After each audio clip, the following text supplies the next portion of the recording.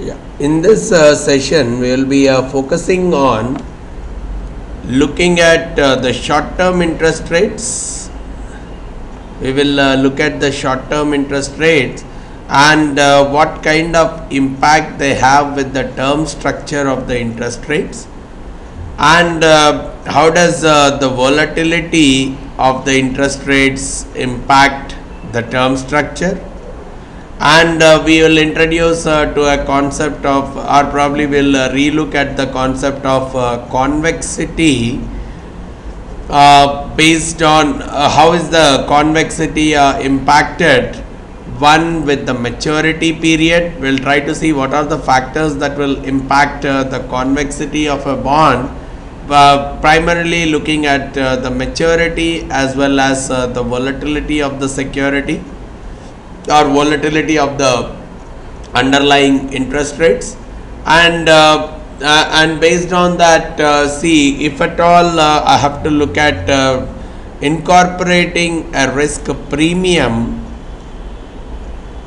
into the term structure and do the pricing of the bond. How will I go forward doing that? So these are some of the key things that we would cover as a part of this session. So, to start with, the term structure. What is this term structure? What are going to be the interest rates over the next few years? A kind of depicting of the interest rates for the future is what we are calling as the term structure of the interest rates. What are going to be the spot rates? Probably what is the 1 year spot rate, 2 year spot rate, 3 year spot rate, or probably long term rates. Now what we are saying is these rates are purely based on the expectations of the future short term rates.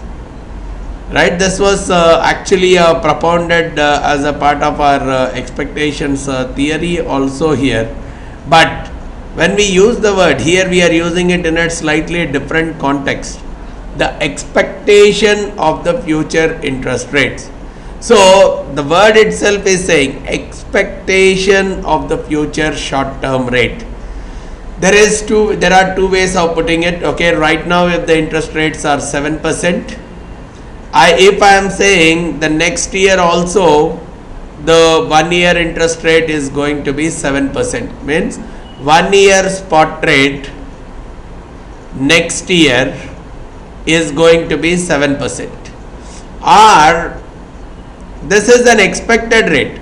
I'm expecting that the 1 year spot rate next year is going to be 7%, or the other way of saying it is, yeah, the expected rate is 7%, but the possibilities are there could be 8% or 6% with equal probability.